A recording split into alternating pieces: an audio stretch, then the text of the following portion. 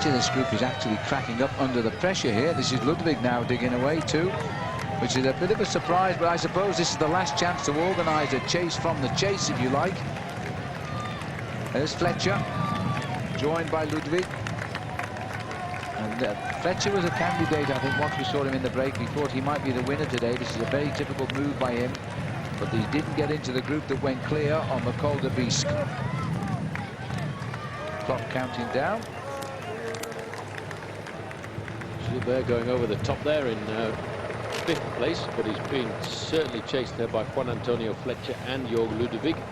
Now, if those two riders can catch him, that would be a much better tactical situation, because I don't believe this man from Belgium is going to ride across the almost 2-minute gap on his own. You see how he uses the motorbike there? It's very often the motorbike will slow down to get behind the rider, but a rider will take advantage of the motorbike for a fraction, just to use its slipstream before he slips around it. So now on the descent, we've been over the summit now with that 4th category climb, the Côte de Pardi-Pietà, at 19.5 kilometers to go. When they get to the town of Jurançon, they're around about 10 kilometers to the finish, and then they will start to get into the outskirts of Pau with 6.5 kilometers to go, or around about 4 miles. So this is the leading group of 4 once again.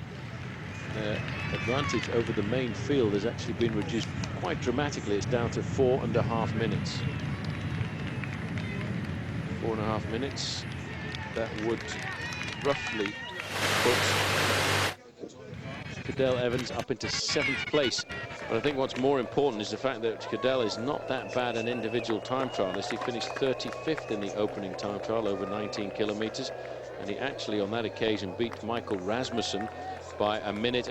So the overall classification could still move up and down over the last few days, and we've still got a lot of tough racing to do. There's a fairly easy day tomorrow for the riders on the road from here up to Revel. Then after that, we've got a nasty day over to Mende, and we finish with a mountaintop finish on the aerodrome outside of Mende, where a couple of years ago the winner was Laurent Jalabert. Then another difficult undulating stage all the way through the Massif Central to Le Puy-en-Velay, before we finally then go up to Saint-Etienne for the final individual time trial, of 65 kilometers. And I wonder if that is where Lance Armstrong will finally win a stage in this year's Tour de France. Further down, this is the peloton there on the slopes of the climb. Just having to look and see if I can spot who is in this group. Just briefly there, number 63 was Jose Enrique Gutierrez from Fona. A little bit further up, I can see Stefano Garzelli.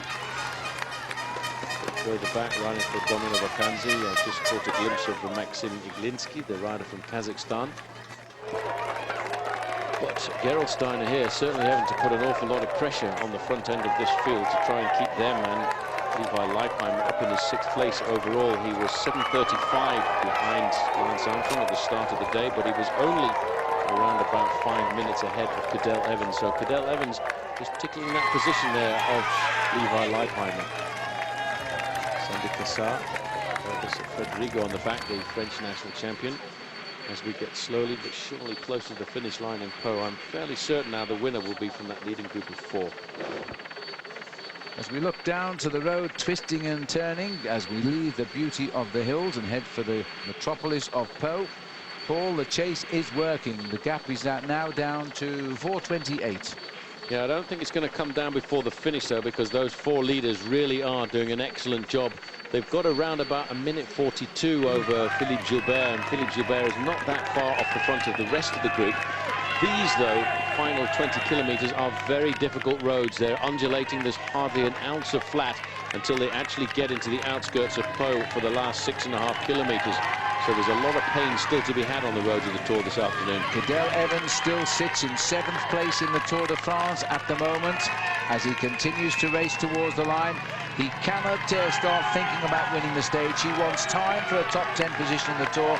He has got to continue to drive, and that may damage the chances of a stage win. Pereiro, and look at the pressure they put on here.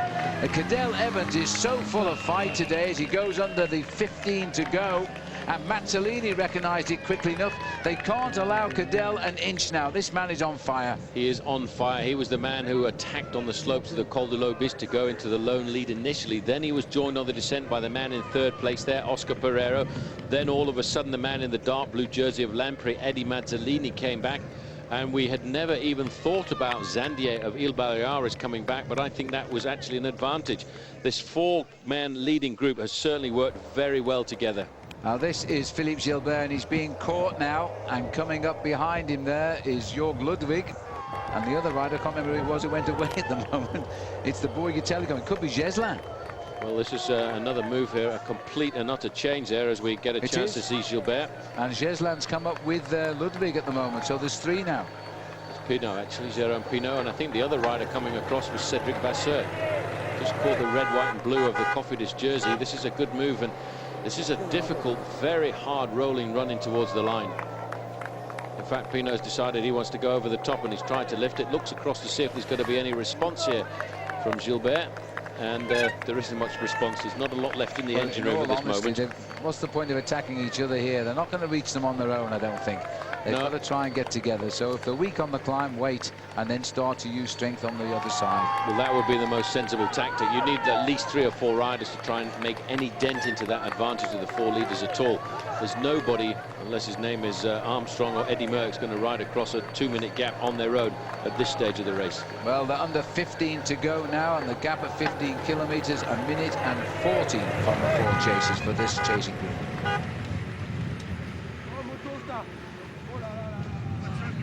Cadel Evans setting the pace on the descent. Now he's starting to get the bit between his teeth. We're not too far away from coming into the town of Pau. 13¼ kilometres to go to the finish, and that shouldn't be very much more than around about 15 minutes of racing. This composition here, as we go back to the climb, the 4th category climb on the outskirts of Pau, it's still Giuseppe Guerini doing massive turns on the front.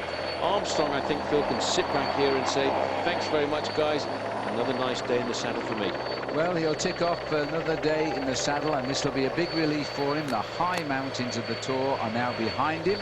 Now he'll just have to worry about the finish up at Mende in a couple of days' time, which is a nasty little climb. And then, of course, the big time trial on Saturday. But he's got to watch, and he's got to watch every move. It's up to the others to do the work today, and that'll be happy. Here at the back of the car, Alexander Vinokourov has been one of the stars of this 3-week Tour de France in every way. He's now playing super domestic as he pulls on the bottles here. Any more? Just one more. Pass that to Jan Ullrich, would you? And so he's now got to get back to the front and give those out. Well, the gap coming across that leading group of Cadel Evans is 1 minute and 35 seconds ahead of Philippe Gilbert and Jérôme Pinot. And the group of Vasseur is a further 15 seconds back. And we're still waiting for time to come through on the main field, but I think it is still hovering at around about the 4.5 minute mark.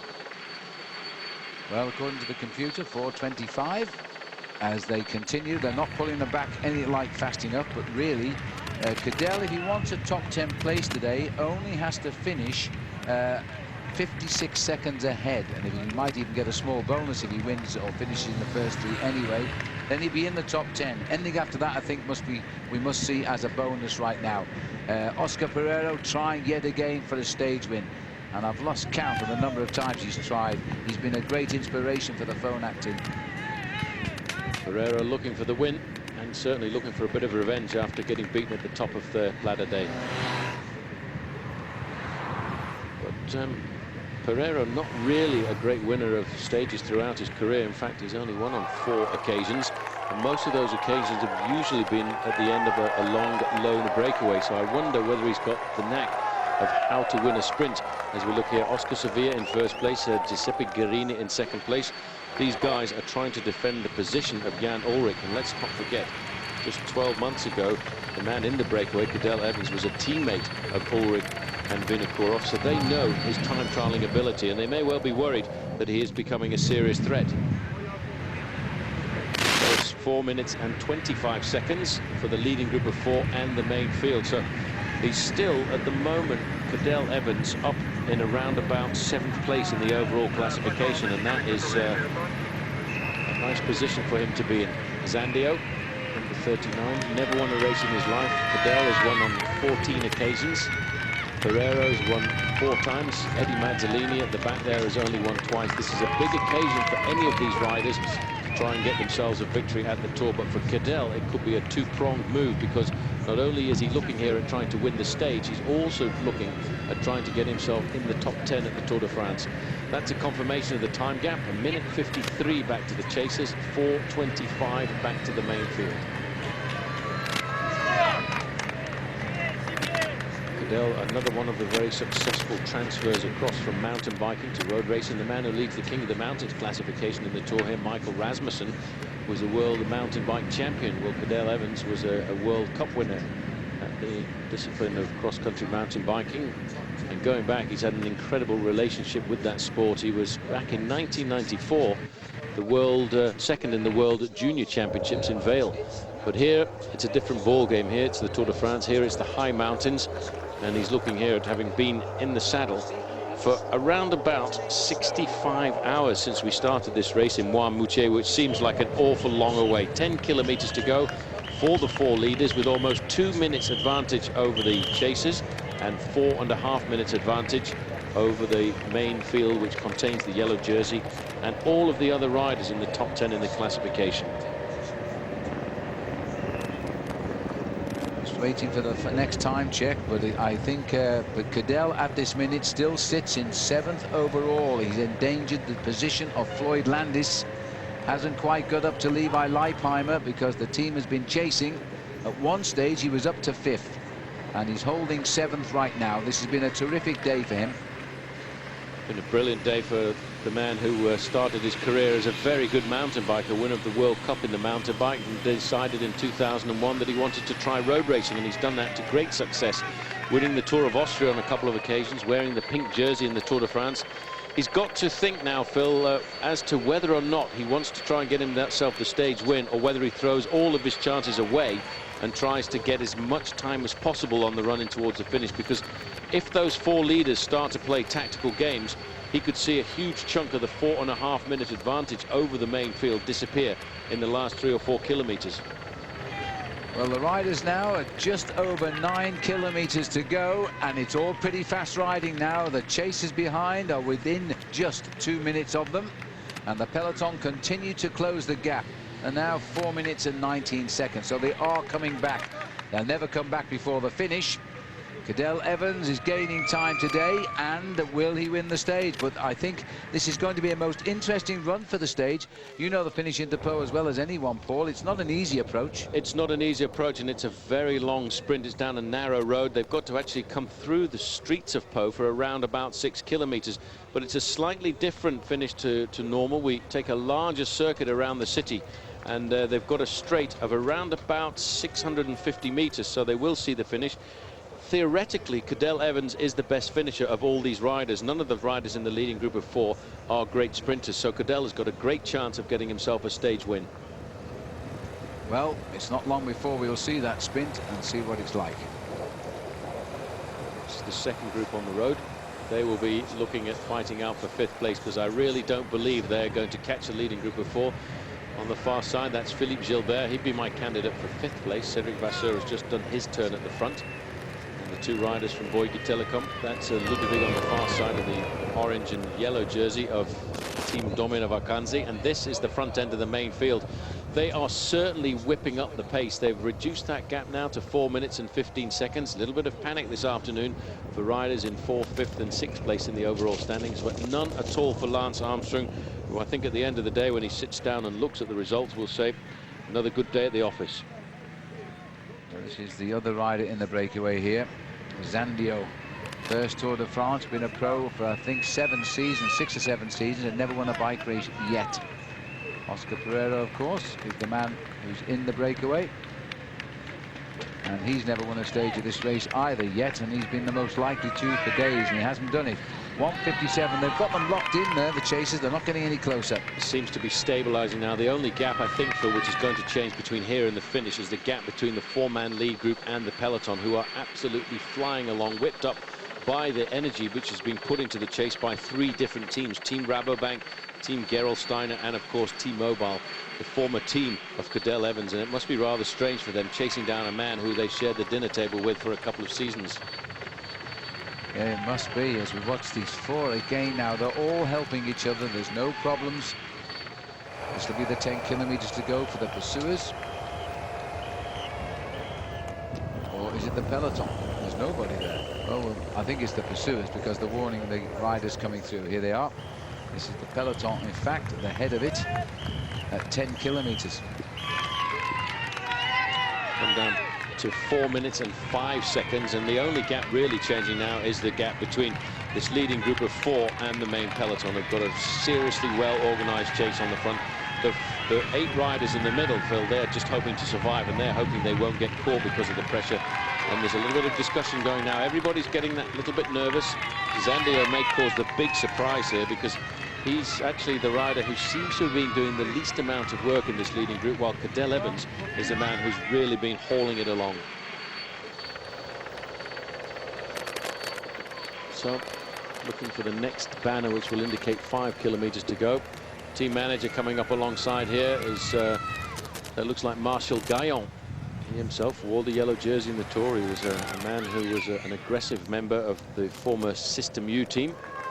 Gaillon from the north of France is the team manager of F de Jeu, and he was giving some advice there to his man Philippe Gilbert. Gaillon won a stage in the Tour back in 1987. So this is Andries Kloden at the back, and Kloden too is, I think, waiting to see if the team management will come up alongside. He wants a last little bit of instruction just to see how the race is developing. As you can see, this has been a very hard chase here. Kloden looks to me as if he had a little bit of an accident at the start. And Jaroslav Popovic here in the white jersey, the leader of the best young rider classification, Armstrong.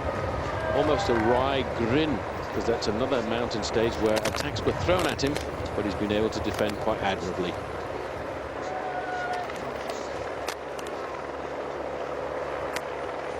Well, this is Jan Ullrich. At least his 4th place is safe. But you know, the gap, the last gap we've got is 3:48. They're inside 4 minutes now, behind the 4 leaders. They're going to fight out the finish in Po, and Cadel Evans is going to be in the top 10 tonight. He started 11th, and he could well be in the top 8. Could very well be in the top 8, but right now, as he goes inside of 5 kilometers to go, he's got to get the thinking head on, Phil, because he is the fastest finisher from this leading group of 4.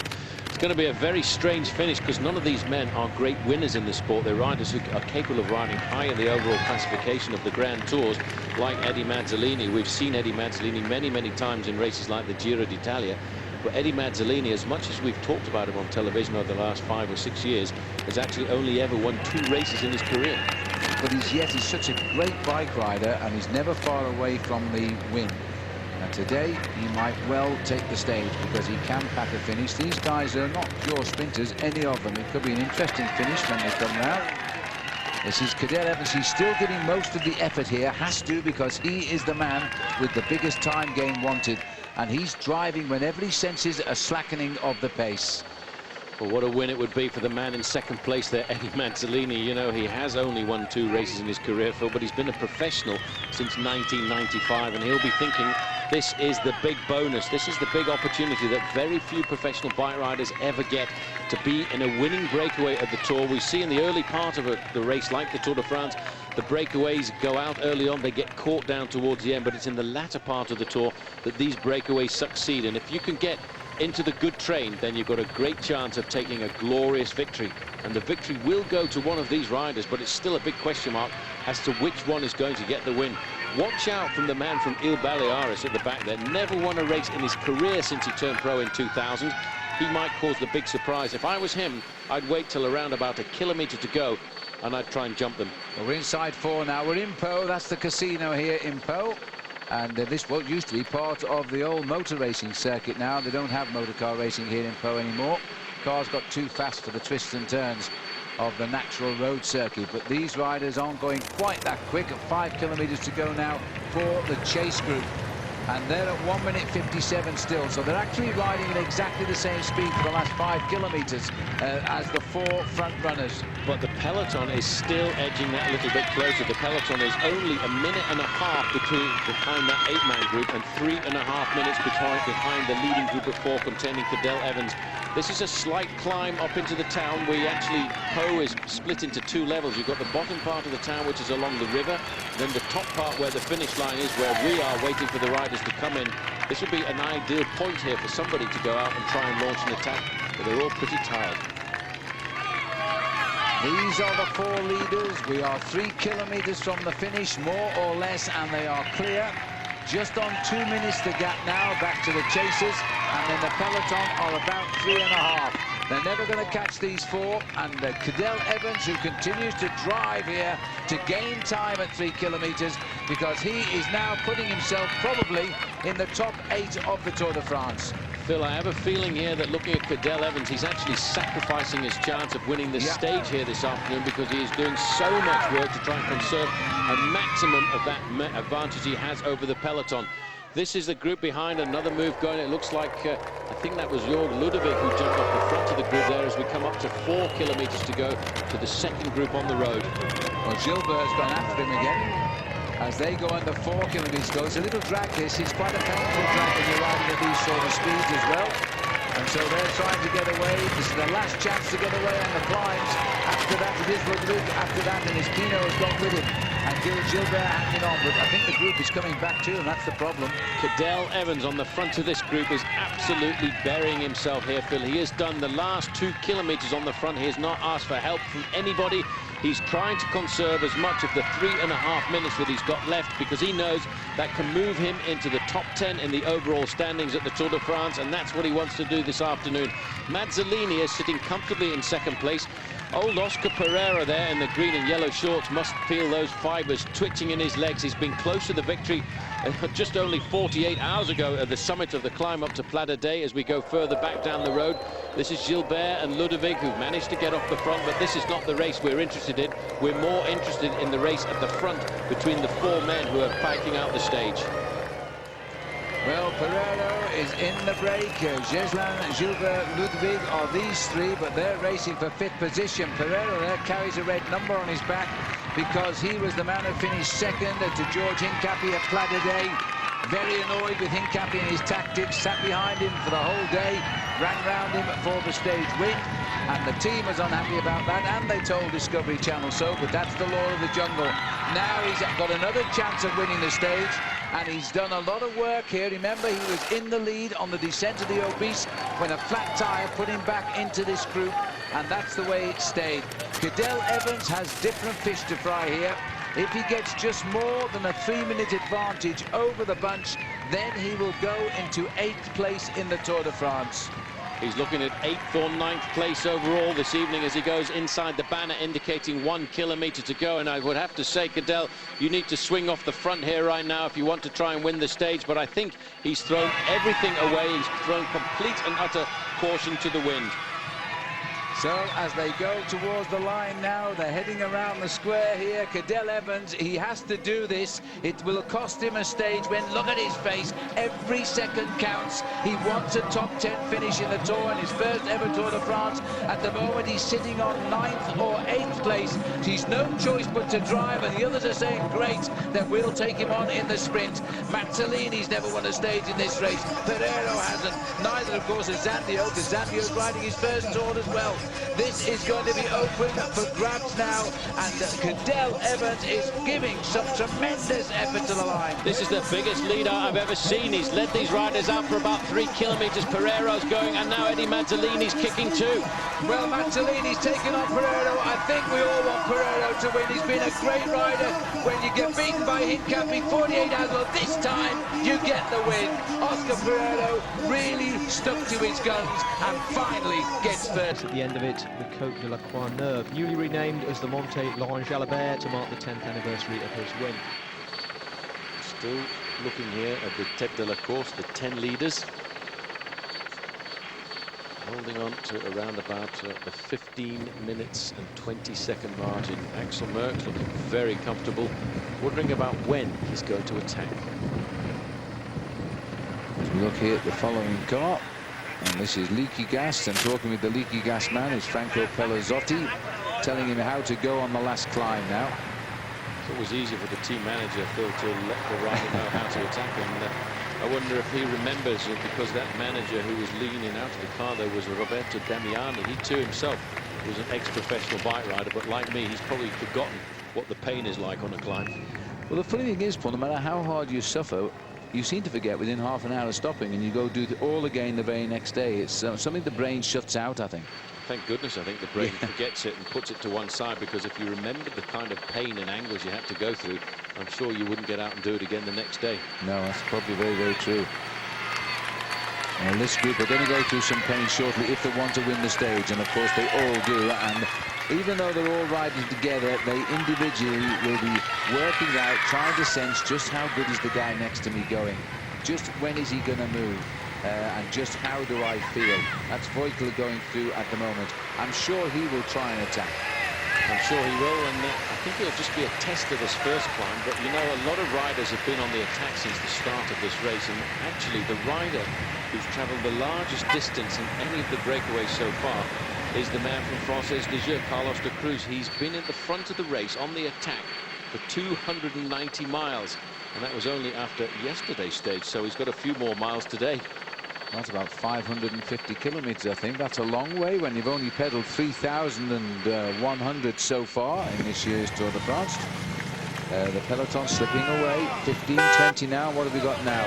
15 to go for the leaders. Actually, another man who's been in the breakaway for a number of kilometers is Thomas Voeckler, because I think he was about 440 kilometers up to yesterday's stage, and that's about 250 miles. This is the 15-kilometer point, and I remember driving in this morning and seeing that point and thought, well, the race organizers really are mean, because we're actually only about 12 kilometers from Mende, and it's a flat run down the valley, but the organization thought, oh, well, here's another climb, let's try this one. And here's the turn, actually. This is it. That's where we make the turn. Off the highway, route N88, replaced by a D road now as we head to the climbs. Not too far away now as we leave the main highway here, which is directly into Mende for the back roads. Just under 15 kilometers to go, and we're looking now for the third category climb, which is the Côte de Chabris. Difficult climb, the Côte de Chabris, coming to the summit at 9 kilometers to go to the summit, to the finish, I should say. But from that summit, they drop down only 3 or 4 kilometers into the town of Mende, quickly make their way across the valley floor, and almost immediately tilt up to the finishing line here on the aerodrome. And it is a beast of a climb after what we've been through so far this afternoon. 15% is the gradient up towards the summit. And the last 1.5 kilometers are going to have one or two of these riders really pulling themselves inside out to try and stay in contact. Well, sitting at the back, 128, one of Lance Armstrong's ex-teammates. He rode for US Postal in 2001, but never got on too well with the US Postal team. Came over to Cofidis in 2002. I think he was a little bit upset when he didn't get selected for the Tour de France when it started in his region up in Dunkirk. Yes, he did indeed. You can see now this is getting to be a little bit more tactical. Merckx is at the front. Thomas Voeckler moved up into first place, looking over his shoulder. This is a nervous moment, because as we get to this penultimate climb of the day, everybody knows that sooner or later the attack is going to happen. This is a little test by Thomas Voeckler.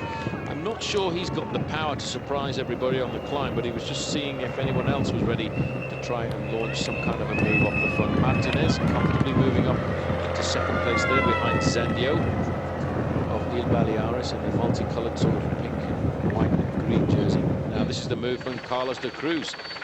Now this is a surprise, because Carlos de Cruz is probably the least best climber in this group, but he's the man who's been on the attack the most, and they have reacted. Now that's a surprise.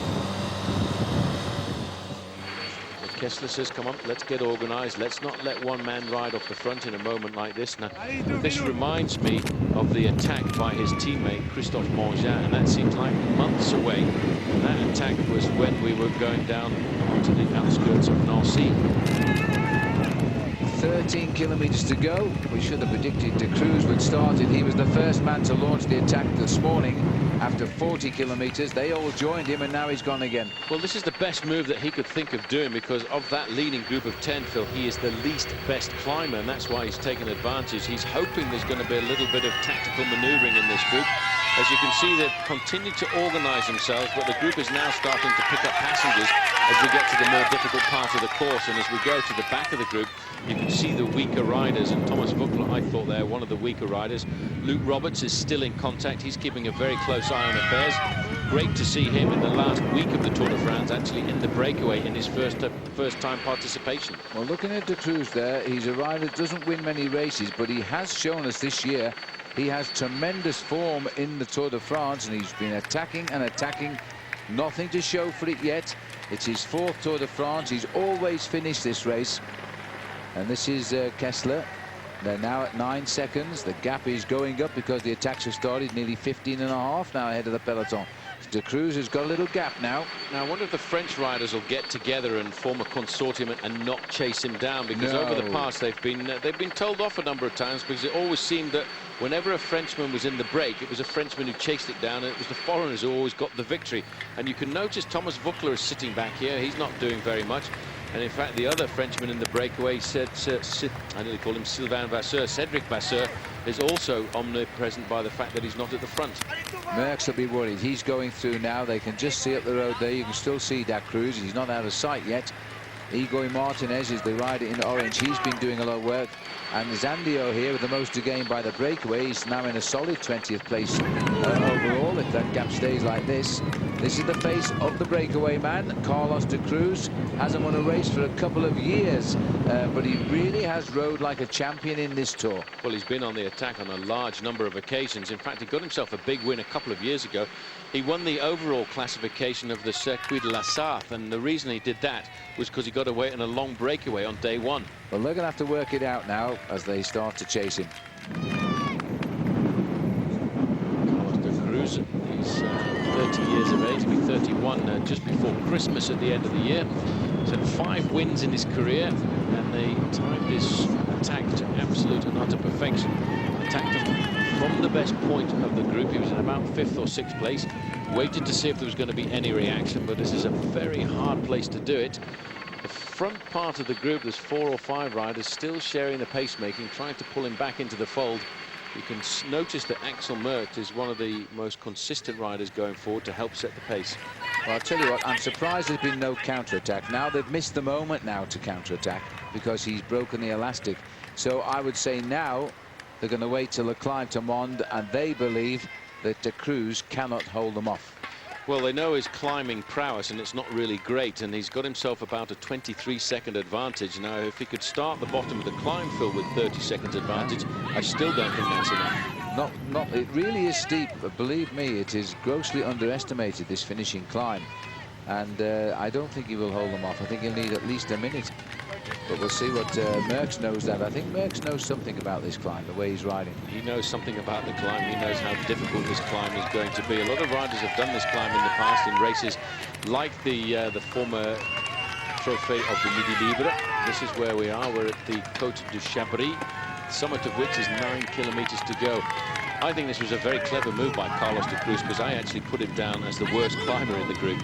Now, I don't know if Merckx rode in 2004, but the Tour de Languedoc, which is a race which has only happened last year, finished at this exact same finishing point. And I bet you Axel Merckx rode it, though he certainly didn't win it. So he will know what's coming at him on this climb. Looking at De Cruz, though, as the pavement artists have been at work again. Very tasteful, too.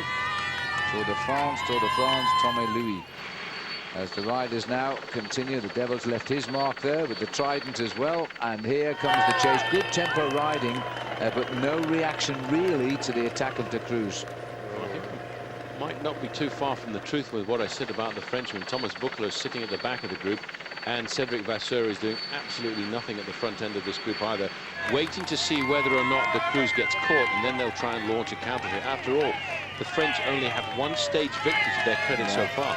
That is absolutely right, and do you think they don't know that? You might be right for the moment, anyway.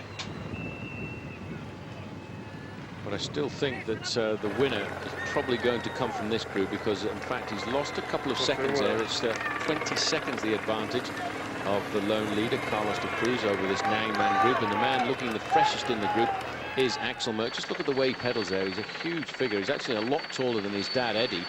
And he has moved around from team to team, hoping to ride the full amount of his career on Eddie Merckx's bicycles. And there's a move by Serrano. This is Serrano, the rider from Liberty Seguros. He's picked up the pace immediately there, covered by Axel Merckx. Egoy Martinez is the next man to come across. This is the sort of finish today, I think, for the Spaniards. Axel was on the breakaway about 10 days ago on the road from Briançon down into Digne-les-Bains. You can see this man, Carlos de Cruz. He's made the move, but he's now really starting to suffer. And we'll always get a streaker somewhere along the roads of the Tour.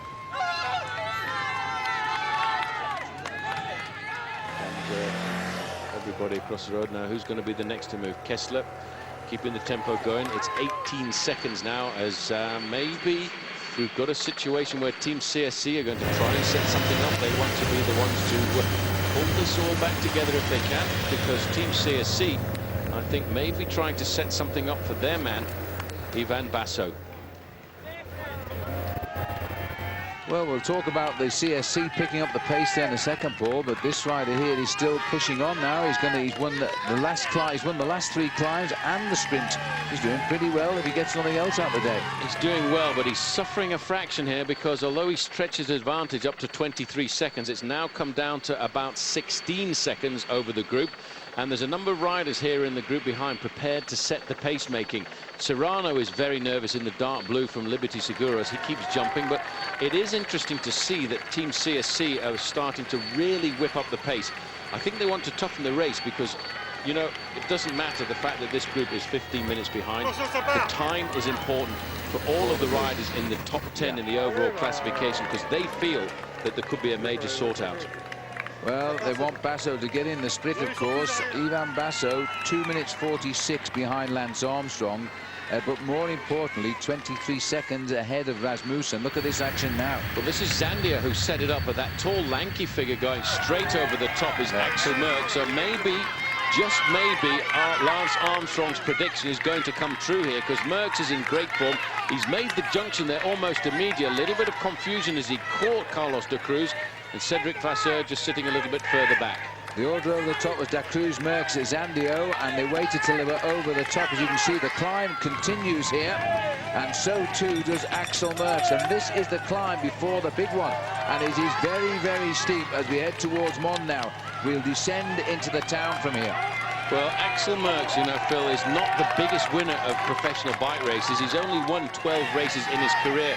But whenever he wins a race, and this is how to go from the front to the back in one easy lesson. Carlos de Cruz, that was all he could do, Phil. He's not a great climber, but at least he's tried. This is the big battle behind. Serrano is the man leading the chase behind Axel Merckx. As I was saying, Axel doesn't win many races, but when he does, they're all class acts. He's been the champion of Belgium, like Dad was, and Merckx now making his bid. They're reorganising there, and here comes Voeckler. It had to come. And who's going to go after him? Serrano, yes. Vasseur, yes. Not too sure about Zandio. It looks a bit shaky, hanging on. Well, Zandio was the man who set up the move initially, and it was Axel Merckx who went onto Zandio's wheel and countered over the top. Thomas Voeckler has got the gap now. This is unbelievable. This is the man who was the darling of France last year, and he is pulling himself inside out. He's almost across the gap there to Axel Merckx. Merckx won't be too happy, because I think he would be a lot happier if he was riding on alone. Well, there they are over the top of the climb. It's Merckx now, and followed by Voeckler. And these boys are going to have to take chances. This is a bit of a twisty old descent down here to Mons, and then we cross the town. And that hill's got nothing on what we are about to see. The good move by Voeckler there. He's caught Axel Merckx. 2 of them clear. Well, these 2 riders now, Axel Merckx has just taken the climb, and he's been joined by Thomas Voeckler, the hero for 10 days of last year's Tour de France. Between the 2 of them, and there's only 3 more, I think, of the 10 who've got a chance of reaching him now. Cedric Vasseur is in that group, Marco Serrano and Zandio, the man from Illes Baleares, so they should get on before the bottom, and that is the big split that we were expecting to happen on this 3rd category climb. There you can see Serrano in 3rd place. A little bit of panic now, but the French looking in good numbers in the superiority there this afternoon, because if this group of 3 catches up with the Merckx-Vogler group, there'll be 2 French riders in a group of 5. Well, Merckx just waiting to see if Vogler can recover quickly from that chase to bridge the gap as they start now the very fast descent here. 8 kilometers to descend to the finishing line, but of course we have that 3.5–4 kilometer climb before we get to the finishing line. Vogler checking over his shoulder, a bit of an act of desperation here. That's Cedric Vasseur, followed by Zandio and Serrano.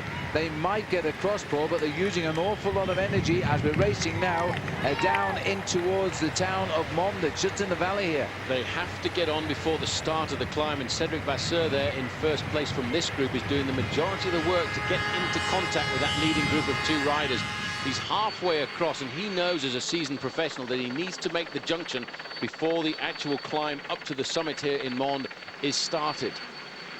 Well, as we approach 7.5 kilometers from the finish now, we're nearly in the town. We'll cross the town. It kicks up rather ugly as they leave the town. And I think there are going to be 5 as we get into Mons. But the desperation of the chase, that's going to have its effect in less than a kilometer. Back, Marco Serrano, nice and comfortable, waiting for the start of the climb. The start of the climb is going to come in around about 1.5 minutes time. And as you can see, they're just about together. Those are the 2 leaders, Vogler in the blue, Merckx in second place, looking over his shoulder, and here are the cavalry. First to make the junction there, in fact, is Zandio. There in 4th place on the road is Cedric Vasseur. And just tagged on the back there, Marco Serrano, who could be the most dangerous rider in this group because he's an excellent climber, Serrano. He's ridden the Tour de France on a number of occasions. He may well just be quite happy when it comes up to the final attack here. Not too far away now, Phil, from actually going through the town and starting that final nasty ascent. Well, a few deep breaths required by these boys because they're not really on them yet, are they? They're trying to close the gap. This is a much visible, faster tempo here now. It started by CSC. Discovery Channel got back in control. The gap coming down quickly now, inside 14 minutes. They will continue to close in on the breakaway. But it looks to me as though these 2 boys have got control now of the peloton again, and they force CSC back into the pack. I'd like to see the tail of this pack now because I think it's starting to get tired rather quickly. I'll tell you, when they go over that climb, Phil, the climb we just went over with the leaders, the Côte de Chabris, I think the main field will initially splinter because there's a lot of pressure. A lot of riders want to set something up in the main field because this is the last big chance before the final time trial to have a sort out of the top 10 places. Well, the 5 are together. A little bit of common sense prevailing there because we're now in the town of Mons. We'll turn right shortly. It is going uphill already. We will make a right turn. That's the 5 kilometer banner across the road. Zandio, Merckx, Serrano. I saw the 5 names briefly there. Through the trees, and there's a right turn top of the road. And then it really does get quite steep, this, and it continues.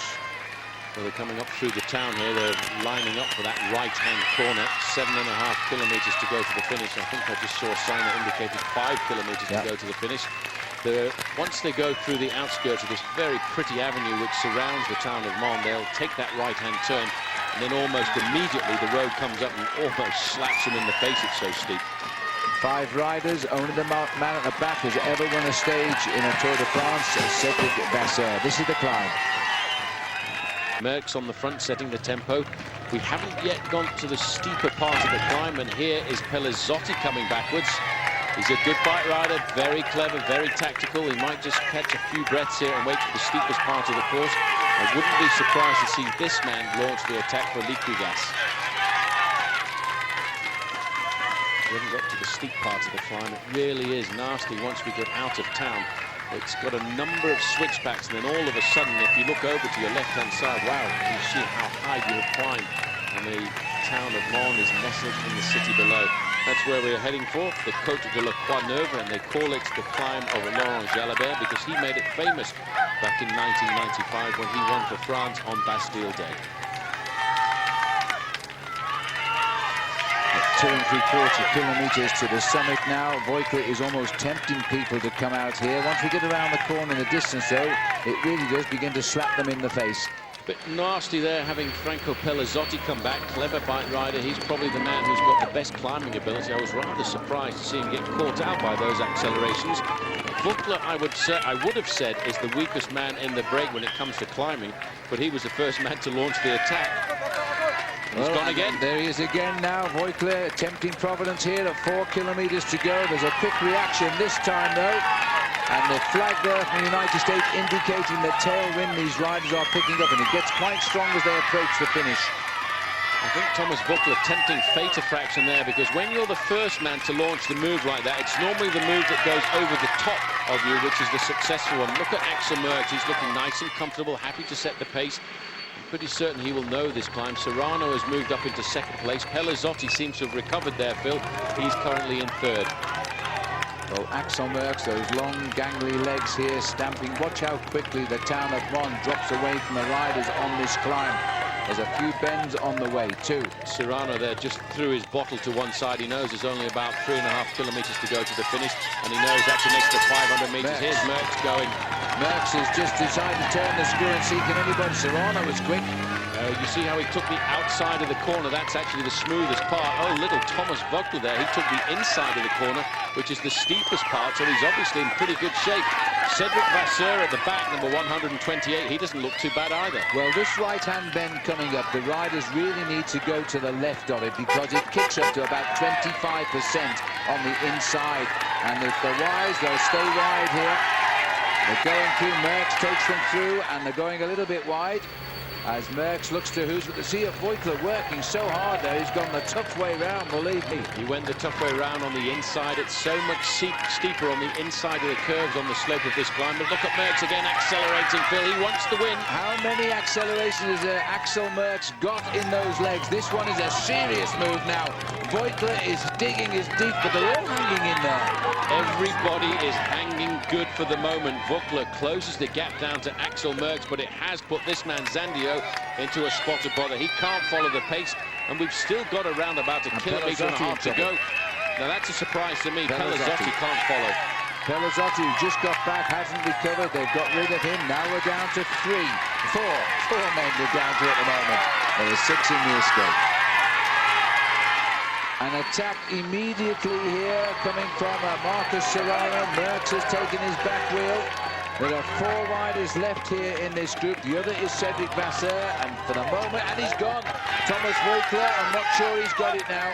Well, he's attacked on a number of occasions. He's been the hero of this early forming of the breakaway. The man who is looking the calmest in this group is actually Cedric Vasseur. And I'll tell you one thing, if they don't get rid of Cedric Vasseur before the summit, he's probably the man who's got the fastest turn of speed up the line here towards the finish on the velodrome, on the aerodrome. It may as well be a velodrome because it is extremely hard up here. But Vasseur looks as though he is actually just waiting here, waiting to move. They know the odds are really against Merckx if he doesn't get rid of them for the sprint. It's a very fast sprint onto the aerodrome. It's rather interesting that Axel Merckx, the son of Eddie Merckx, has never won a stage in the Tour de France, although he has emulated his dad by winning a stage in the Giro d'Italia, and he has been the Belgian national champion. Serrano now, Phil, wants to put the pressure on this group. I think they're a little bit worried by the presence of Cedric Vasseur there. I would be worried too, and the power of the French on his shoulders now, because only 1 stage win so far. Let's not forget, it was Vasseur's teammate David Moncoutier who won on Bastille Day, and now Cofidis looking for the 2nd win. And Vasseur looking very cool, and Dad Alain, I'm sure, is crowding the television set right now. He was a pro in the Tour de France as well. Well, Axel losing a couple of meters. Now, this is a big surprise. Axel has put in some very vicious attacks, but now he's lost himself 4 or 5 meters. Cedric Vasseur is looking very comfortable in 2nd place. He's not the climber in the group, Phil. He's the man who's looking at the climbers and saying, oh, you guys, if you want to win, all you have to do is get rid of me. And everything they've thrown at him, he's still been able to master and cover. He's still the Frenchman there in 2nd place. Well, it looks at the moment as though it's a battle between Serrano and Vasseur, but remember, this hill bottoms out 1.5 kilometers before the finishing line. It's a downhill and a flat sprint. If you don't really dump these riders and leave them, they will fight back.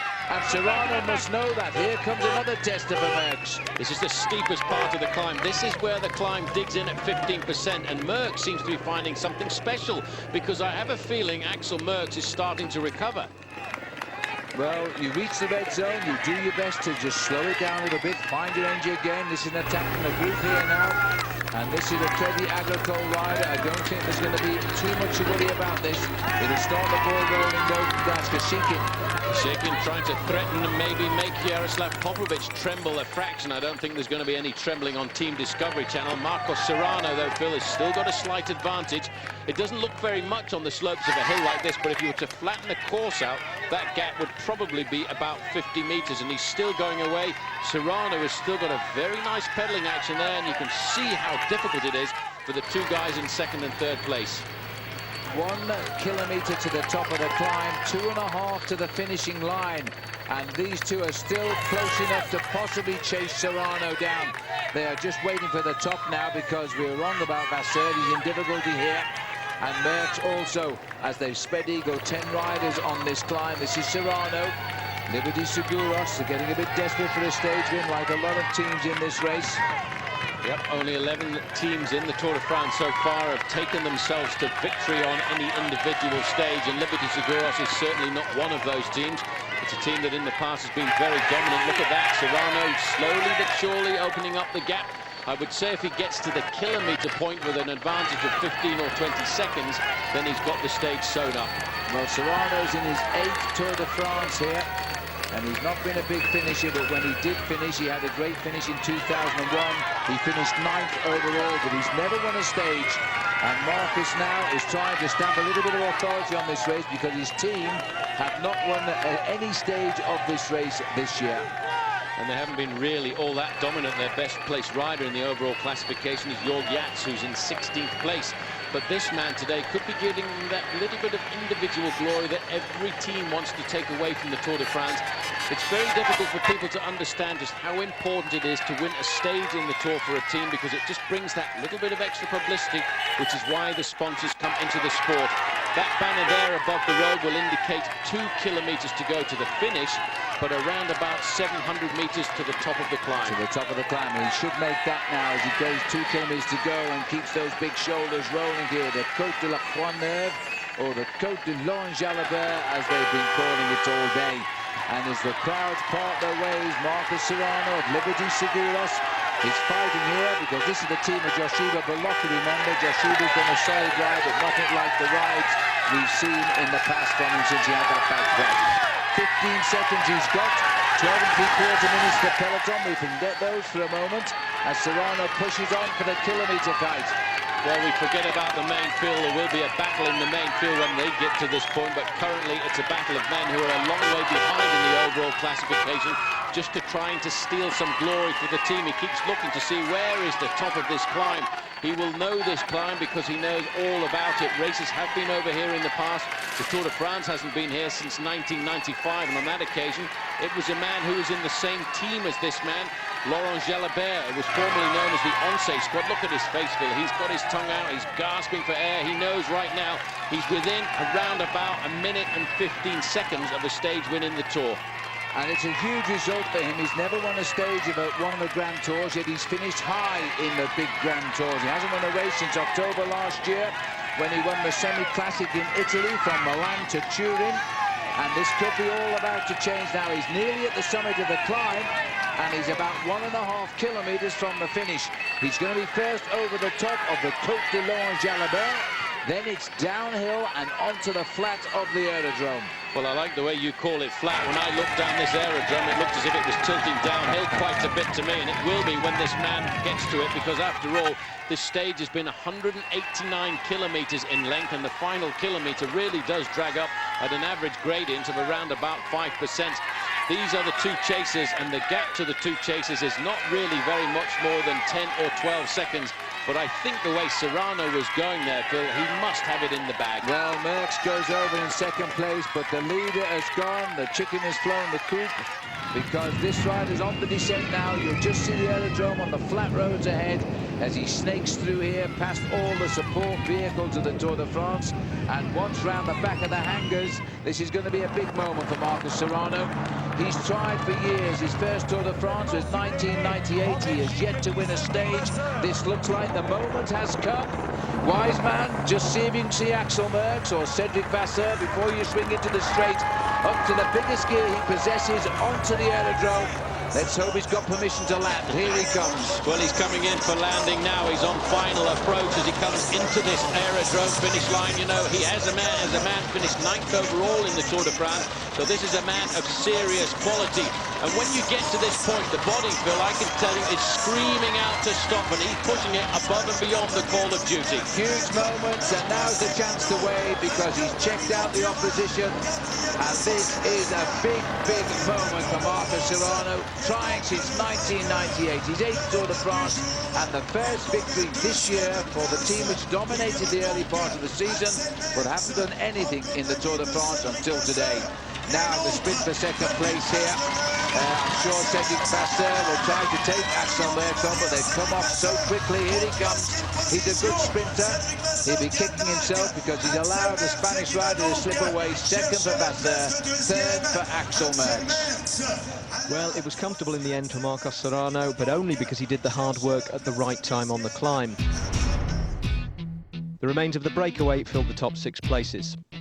10 or 11 minutes behind them, the group containing Lance Armstrong and the other big names was just hitting the slopes of the Monte Jalabert. This is the big sorting out of the top 10 places in the overall classification at the Tour, because Ivan Basso here has decided he wants to have the big sort out. Well, Cadel Evans with a 15-second gain over Vinokourov would be up a place tonight, and that's why Vinokourov is trying to hitch on here. Jan Ullrich looking where his teammate is, because this all of a sudden is once more a battle of the strength. Basso followed by Armstrong, Cadel Evans. The pace has slowed a little bit because Ullrich is on. And where is Michael Rasmussen? Well, I'm just looking down the road, and that's what this is all about. Here is Michael Rasmussen with Levi Leipheimer. And look at Cadel Evans. He's still in contact, Bill, with the 2 top men in the overall standings of the Tour. Ivan Basso in first place, Lance Armstrong in second. And look at Jan Ullrich again, caught a little bit behind the rest on the steepest part of the climb towards the finish. He's been distanced here. There is Michael Rasmussen. He's been in that jersey ever since the mountain began. He is losing time, and it's crucial he doesn't lose much, because Ullrich will finish him off in the time trial, and he will be the 3rd man in the Tour then.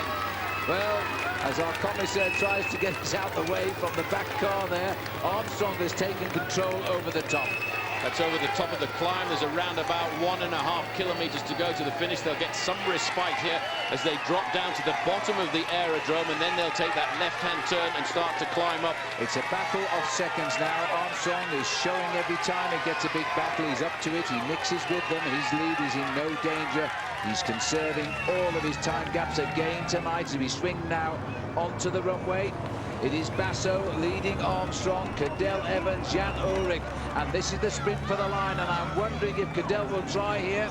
But look at the power of Lance Armstrong as he drives onto the Mont runway. This is the lineup now for the finish. Well, it's almost 10 minutes and 49 seconds since Marcos Serrano actually won the stage, but it's this battle behind, and it's amazing these riders, Phil, are battling out for seconds. They're not slowing down. They're sharing turns at the front, just keeping the pressure on, because the race is all about seconds for the placings in the overall standings. They can't even raise the sprint past Armstrong here. They're letting him go over the line in first place. Hang on to his shirt here. Here comes Cadel Evans. This man is finishing the Tour strong, and he's going to climb 1 place in the overall tonight. He needs just 15 seconds, and he's already got 5 as I speak. Alexander Vinokourov, and Rasmussen is losing time, quite a lot of time really, to Jan Ullrich, although he will keep his third place tonight, but for how much longer? He will keep his third place tonight, but it is starting to tremble quite a fraction, Phil. He's had to get onto the front to do all of the pacemaking up the finishing line here. Francisco Mancebo has come back to this group. I don't know where he came from, but that is a bad loss of time for Michael Rasmussen. It is huge as they hit the line. 36 seconds they have lost there. Well, this used to be my office where I used to earn my crust. That was pretty much on stage one of the Tour de France, a 55-kilometre time trial. After nearly 3,500 kilometres, countless metres of climbing is a wholly different animal. At least Michael Rasmussen's hoping so. He finished 174th on that Tour opener. And if he wants to hold off Jan Ullrich, the gap of just 2:12, well, he's going to have to produce the time trial of his life. Jan Ullrich, well, he's made no secret of the fact into the press today that he actually wants to win this stage outright, as well as leapfrogging the Dane. And with the kind of deficit he's got, he's probably going to have to do one to achieve the other. Ivan Basso has dramatically improved his time trialling this year, and him, well, he doesn't have to produce anything near as dramatic to hold on to his second place. Lance Armstrong is the obvious favourite for today, and he's actually still searching for his first stage win in the 2005 Tour. In fact, his first win of this season. He's going to be the man to beat, as has been the case for the last 7 years, and that's going to remain to be so for, well, at least the next 24 hours. There's the Stage 20 profile, a difficult course to face after 3 weeks and 3,400 kilometres of racing, 55 hilly and extremely technical kilometres. Santiago Botero was one of the first to be caught out and nearly went for a swift half at the local bar. Then Lance Armstrong's teammate Paolo Savoldelli almost lost control at a roundabout just a couple of kilometres from the start, before Michael Rasmussen, fighting to retain third place overall, did lose control at exactly the same spot. Vladimir Karpitz got round safely though, and he set the best early time. That wasn't expected to survive the day, and certainly not the ride of the last man to start. He's in the zone, he's in a moment of his life when it's only him, it's only about the bike in this 55.5 kilometre moment of truth for this man who, strangely enough, and I can hardly believe it, has not actually won a race so far this year, and he's setting himself up to win Tour de France number 7. Almost smiling, I can't believe this, he's gone. Digging into those pedals, no pull off the pedal this time for Armstrong. He is down the ramp for the last time in his career. We are looking at history here, and those big legs are now into a rhythm. Jan Ullrich, he looks like Jan of old. So at the moment we're looking at two pictures here. The rider on the right currently in third position, and on the left the counting down is the difference in the time between the two from fourth to third. And this man is closing in rapidly. Bobby Ullrich is on his way in. He's got well over a minute in hand on Karpitz, so Sastre failed to better Karpitz. Ullrich should knock this off the leaderboard because he has gained and gained and gained. This has been the old Bobby Ullrich, the man who has always ridden great time trials, flying the flag for his new team CSC, the team he credits with refinding him, and he's riding again a great Tour de France. Look at the clock there, 1:14.51 for Karpitz. Rewrite it, 1:13.19 for Ullrich. He really increased once over the top of the pole. And here you can just see it is switched across. Jan Ullrich has climbed up into third place with a 1 second advantage now over Michael Rasmussen. I'm sure that is going to be around about 2 minutes at the end of the day. But you've just seen that Lance Armstrong has gone through the first kilometre check in second position only, by 7 seconds behind Ivan Basso, and that is a major surprise for me, but an indication that Basso could be the man of the future. Ivan Basso of Team CSC having a real say in the race today. Having a serious say in the race here this afternoon, and he's going around that corner using all of the road available to make sure that on these tight bends he doesn't lose any impetus, any momentum at all. And he's actually there, he's just catching Michael Rasmussen, who's having even more problems. Well, he just had a flat tyre. I can't believe that. Poor Michael Rasmussen. Well, if he's losing his third place, but he's losing it with every excuse in the book. A crash, now a puncture. You can see what happened here. This is the back wheel. It looks like he pulled his wheel over, Paul. Wasn't a puncture. He's pulled his wheel over. Well, that's bad luck. I think that could be a problem going back to the crash just a little earlier on, but this man is having a terrible day here. Take a look at that face, Paul. This has been a Kurov in a very determined mood. Well, this is probably the best time trial I think I've ever seen Alexander Vinokourov ride, Phil. He's very motivated because these roads around here are roads that he's trained on a number of occasions, and he stopped the clock with the best time there, 17 seconds faster than Bobby Ullrich. This man is on fire. Oh, look at this. I can't believe what we're seeing now, because this is Rasmussen. I've never in my life called a time trial like this. This man has now crashed twice and I think has had 4 bike changes. It's a complete and utter disaster for the man who leads the King of the Mountains classification. Phil, everything is gone, his coordination, the lot. It's now Jan Ullrich who is up into 3rd place in the Tour de France. He's going to run close to catching Basso, but I don't think he can get the time back. At the moment, Armstrong leads Basso by 4 minutes 4, Jan Ullrich by 6 minutes 30. Lance Armstrong here, last time 3 weeks ago, he had Jan Ullrich in his sights. He passed him a couple of kilometres from the finish. Now he's put 6 minutes into Michael Rasmussen. All of a sudden, Rasmussen is having a terrible Tour de France, and it's not all his fault. But Armstrong must think, wow, I must be going good. He doesn't know, of course, this man's changed his bike 4 times and fallen off twice. Yeah, very sad, I think, for the man who has been one of the dominators, one of the aggressive riders of the event, Michael Rasmussen there, just being caught and passed by Lance Armstrong.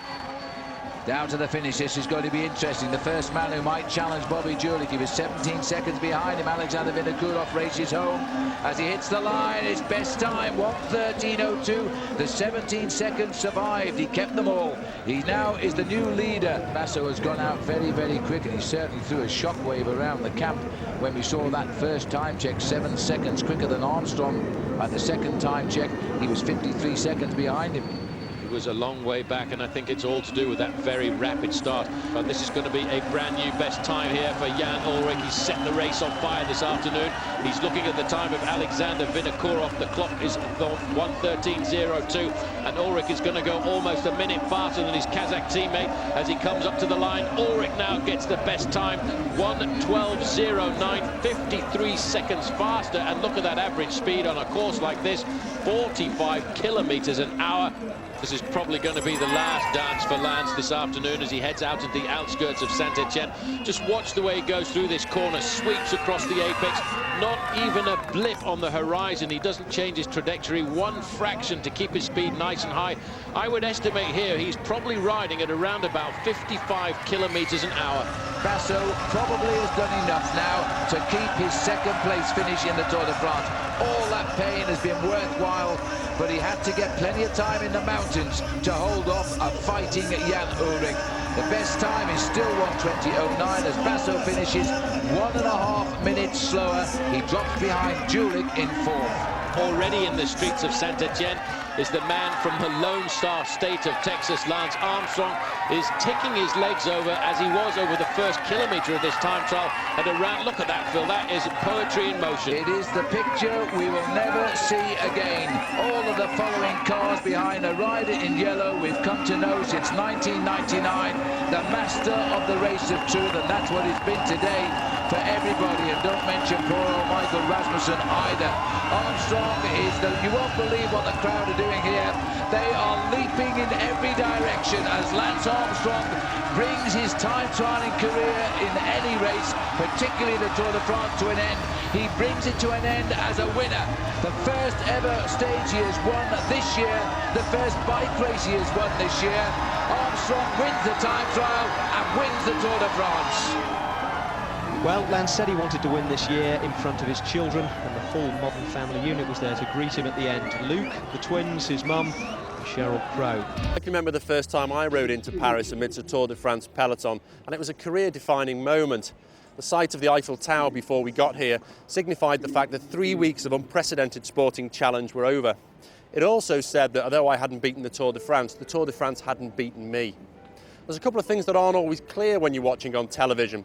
The first of which is that isn't flat. Now, it might not be a tall mountain, but when you're going up at 55 kilometers an hour and perhaps naively expecting to be towed along by the Tour train, it's quite a shocker. The second is the surface. Yes, I'd seen this pavé on the television when I'd been watching as a kid, but I hadn't really appreciated just how rough that it can be. And if it was wet, well, that I can't imagine. It's something that hasn't happened since 1977, but it's spitting with rain now. Well, wet or dry, this has always been the most hotly contested of Tour stages, and that's not going to change this year. But my advanced commiserations go out to whoever does win the stage, because it will undoubtedly be overshadowed by the career performances of Lance Armstrong. At the start this afternoon, there was the last pre-race scrum of Lance's career, shortly to be followed by the last post-race scrum, of course. And it didn't really stop even once he was moving. Expect to see some of those items on eBay later. Instead of the usual show of team solidarity, it was a solitary and stately progress towards Paris for Lance, shaking hands and acceding to requests, most of them anyway. One more what? One more tour? Yes, no way.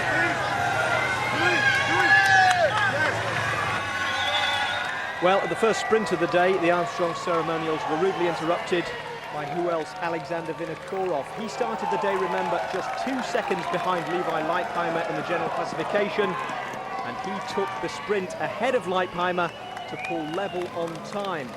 So their race for 5th place could go down today to the Champs-Élysées. Discovery's race just went down on the run into Paris.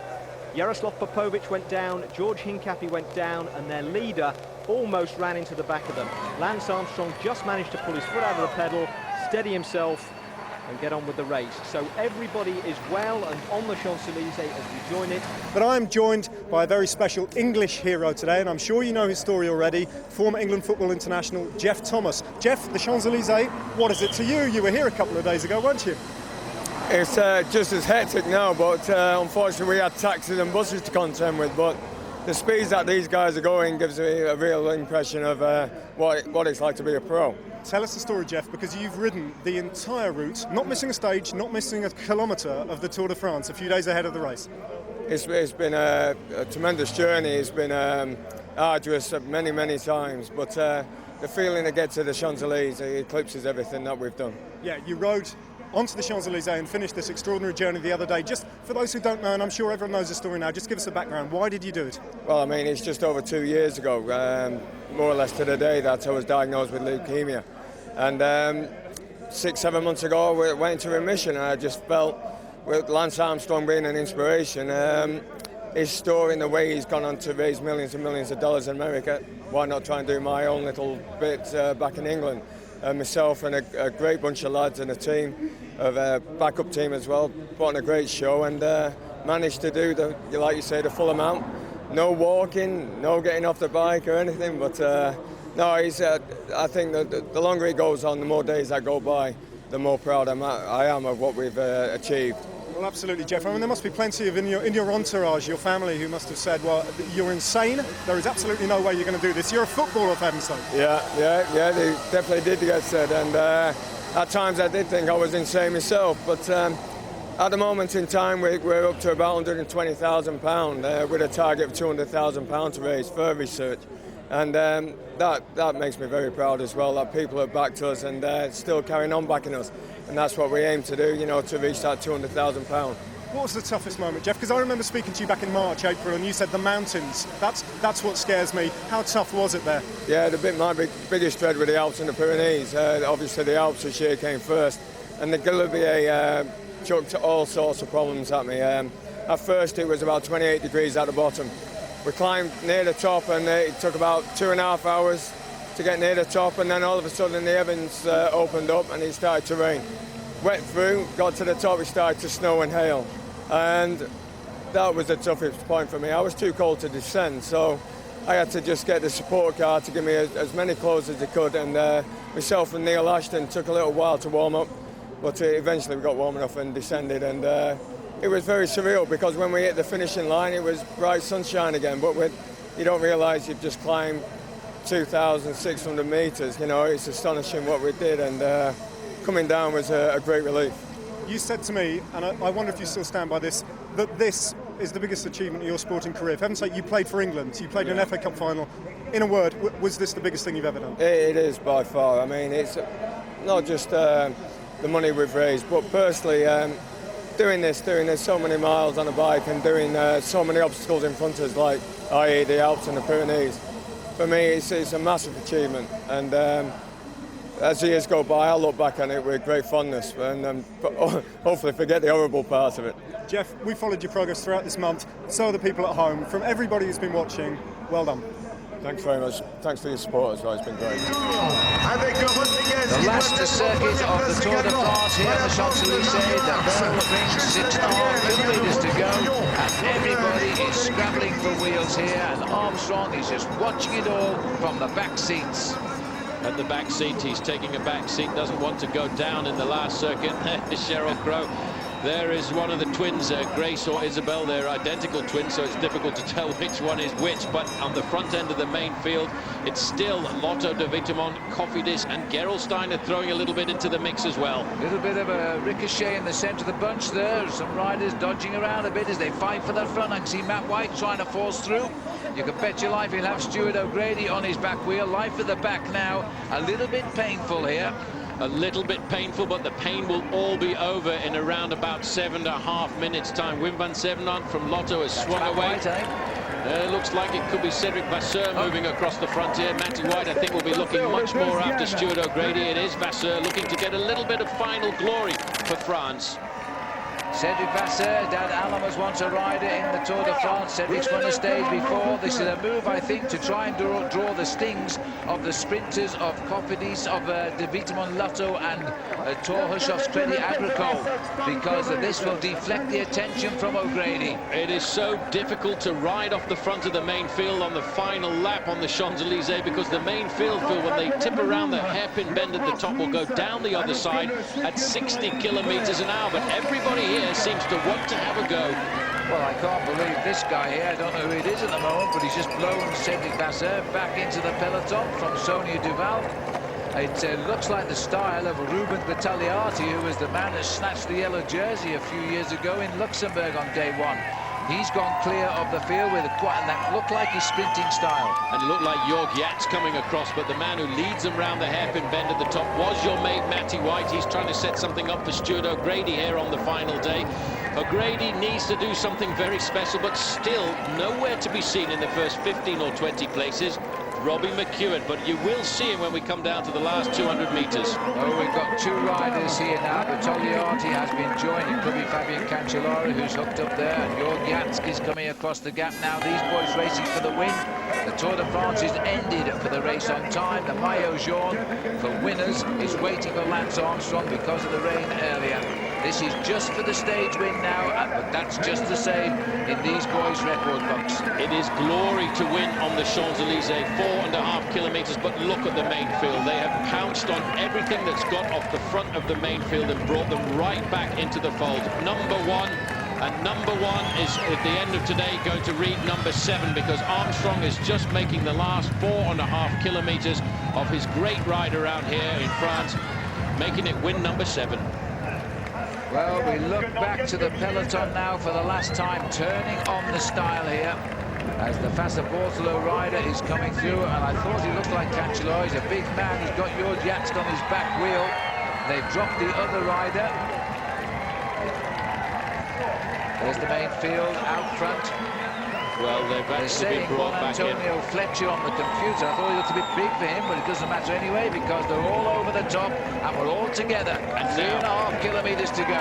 And now the chaos of the last 3 kilometres. There's going to be a lot of movement up at the front end of the main field. Riders will take incredible risks here, Phil, to make sure they get themselves into the right place for the final corner. Now the Lotto boys of Robbie McEwen has won twice here. Laurent Brochard doesn't want to sprint. The ex-World Road Race champion with who else? Alexander Vinokourov. This is more like a horse race on opposite sides of the rails. This is unbelievable. They're throwing complete and utter caution to the wind. Alexander Vinokourov is a great battler. I think if they had to pick the most aggressive rider, it must have been very difficult between Oscar Pereiro and Alexander Vinokourov. They've stretched out the race into a long line once more. This is the last time they'll go round the Place de la Concorde, and now you can see the sprinters starting to move up to set themselves up for what they hope will be a winning position. Well, I hope they can get themselves into a position here, because look at Alexander Vinokourov now, again pulling a face here and going for gold. He may not know there's no bonuses here. He might think he's racing for 5th place in the Tour de France, but they've been cancelled. He's got up to the leaders now. The sprinters are trying to organise at the back. Well, I think he's trying to organise himself here for the win of the stage, but looking back, you can see they've got a slight advantage. Panic on board in the streets of the sprinters, because absolutely this is a good move by Alexander Vinokourov. Look at his strength. He's trying to hold off the whole field here, and we saw him do it earlier on today. And we've got another rider there from AG2R, but I'm not too sure. It doesn't look like Simon Goering. It's a bit too big for Simon. As we've got 2 kilometres to go, they are still clear going into the tunnel. Hushovd up into about 5th or 6th place. He's looking good. I still couldn't see Robbie McEwen. He's such a hard man to spot, and then all of a sudden he always pops up right at the very end. Well, they're queuing up for the tunnel now, but it's the riders in the top 20 who come out the other end who'll be fighting out for the win. There's 3 of them now. Looks like it might be McGee who's reached them here. 3 riders going around the bend onto the Rue de Rivoli. 1 mile to go, less now, as we'll shortly see the kilometre over the head. There'll be a red kite attached to that now. Well, that's a good gap that they've got, and all you need is a little bit of chaos to come from the sprinters, and you've got the gas. They could beat the sprinters at their own game. There's somebody dived over to the left of the picture. Francois de Jeux has gone clear. As 1 kilometre to go to the finish now. He's sprinting with the power of Brad McGee, but I don't think it is Brad McGee. Just need to see his face a little bit. It is big grips here, and Vinokourov is on his wheel. And this is McGee, I think, going for it. Well, they're all over the road, and the sprinters, I think, Phil, have been boxed and cheated. They're inside the kilometre. Vinokourov is right on the wheel there. They're onto the Place de la Concorde now, ducking and diving. Do not play the tactical game now, because when you get a gap like this on the sprinters, you've got to throw caution to the wind. As we turn onto the finishing straight, it's never been seen for a few years. McGee taking on Vinokourov, and somebody trying to reach here. But that is a brilliant Brad McGee, who's had such a poor tour. He's now trying to finish it off with flying colours. He's going to have to dig deep, because right behind him is Alexander Vinokourov, and I think Cancellara trying to reach them as well. Alexander Vinokourov, on many occasions, the man of the Tour de France, is getting his 2nd stage victory, as Brad McGee will take 2nd for Australia. That is an incredible, incredible win for Alexander Vinokourov. Well, if anybody deserved a win for sheer relentlessness, often in the face of all logic, it was Alexander Vinokourov. Lance Armstrong finished in his traditional final stage spot, safely in the bunch. It was his day, of course, but there was a small pause for the Kazakh audience to get their money's worth.